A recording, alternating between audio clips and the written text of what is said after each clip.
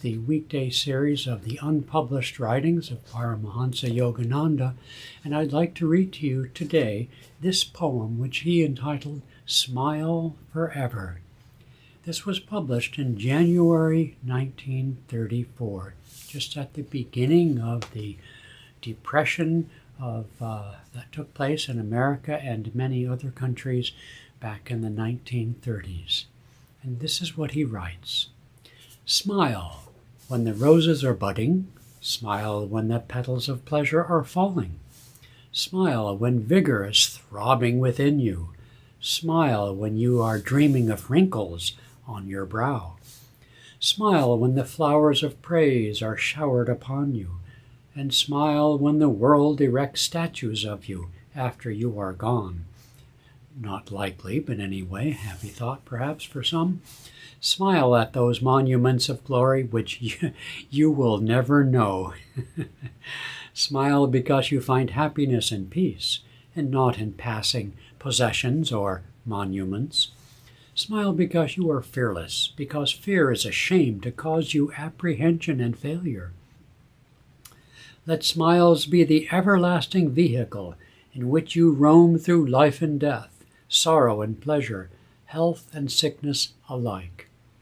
Smile at death, for it pretends to destroy you, you who are the indestructible image of God. Smile when trials burst upon you. Smile when the goblin of poverty stalks, and when all hope threatens to leave you. Let all things, fame, fortune, even life, leave you, but hold on to the throne of your smile, for if you can smile, no matter what happens, then God will smile through you. Well, today is, I had other topics in mind, and we got a late start for technical reasons here at the Blue Lotus Temple today, so I apologize if we're a couple hours late in our broadcast. But today we have the news, not at all unexpected, of the invasion of the country of the Ukraine by Russia. And I know there are many people who are concerned about that. And as always in such military-type conflicts, it's always the ordinary people and soldiers who suffer the most as the big players play the big game that never seems to end. I happen to enjoy watching a series of documentaries by a fellow called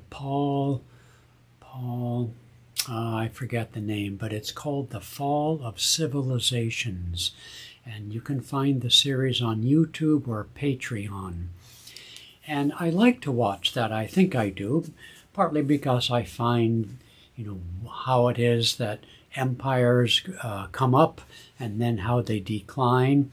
And perhaps on a deeper level, I like the reminder that everything passes away.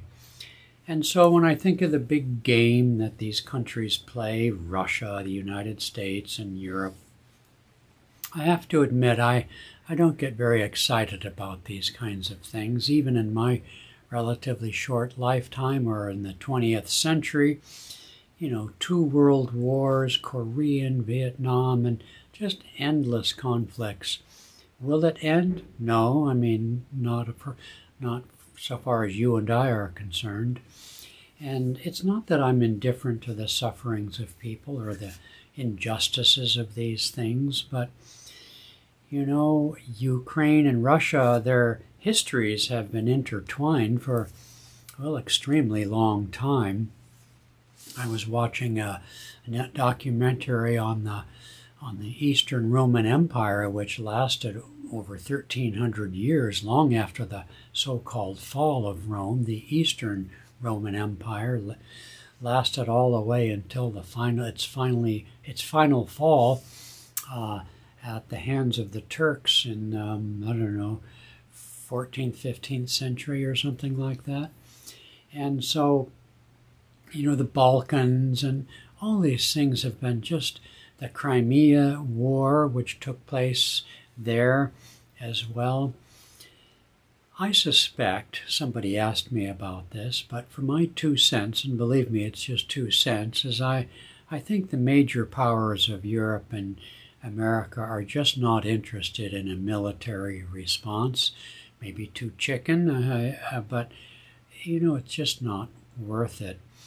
What I had read is Ukraine, after its independence from the Soviet Russia, when that all fell apart, has been a rather corrupt government, from what I've read anyway. And I don't know why Europe wants to exacerbate Russia's feeling of loss by threatening to bring Ukraine, which is, as I say, corrupt, I'm told, into the EU. I mean, why they have to aggravate each other, I don't know. It appears that there are many Russian-speaking people in the country of Ukraine who perhaps would like to be back with Russia. I don't really know. But suffice to say that it's not black and white, is what I'm saying. And have the needs of those Russian-speaking people been addressed appropriately by the Ukraine government? Probably not. And so I think its biggest ramification might be more economic than military, as it relates outside Ukraine. Poor people. But what is to come is to come. And you think of Germany all tied up with Russia and their pipelines, and it's just messy, okay? It's very messy. People are praying for Ukraine. Well, okay, fine. I certainly am an advocate of prayer. I do it every day. I'd rather focus on individuals who are more receptive to my prayers than to these world conflicts, which seem to be more dictated by giant flows of the lava of karma between all these crazy nations. But anyway, pray if you feel to, of course. No harm in it, certainly. But take a deep breath, okay? What's to come is to come and is beyond what most of us, people like you and I, can actually do. I would rather invest my energy in helping people to find peace through meditation, through the practice of yoga, and Ananda's own specific core competency, as my son once put it, in the corporate world, which is that of establishing and supporting communities of people like you and I who want to be peaceful. And so I'm sad to see that it happened. Not surprised, given the person who runs Russia right now. He looks to me like a snake incarnate, but don't quote me. He might run after me. After all, I'm so influential. Let's focus on our lives and bringing harmony into our relationships, and harmony into how we treat this body of ours, and harmony into the work we do. Not just harmony, which sounds sort of passive, but creative, vibrant, vital energy, and do what we can to make the world, our world, a better place as we can. So yes, I pray for all those poor souls over there who must needs suffer, but let us carry on. All right. Well, that's it for today. Blessings and joy to you.